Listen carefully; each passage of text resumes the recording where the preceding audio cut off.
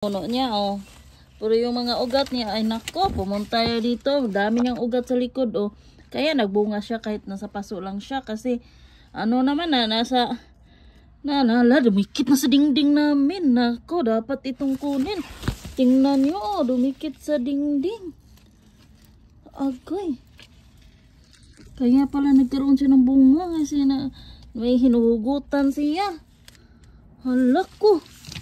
Ay naku, napaksi ang pintal. Sus. Hala. Patay na. Hala. Naku. Yung ugat niya pumunta pa dito. Nalagot ay ka mister nito. Yun oh.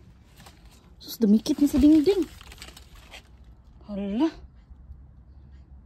Anong gagawin nito? Pastilan. Yun oh. Dumikit na sa dingding.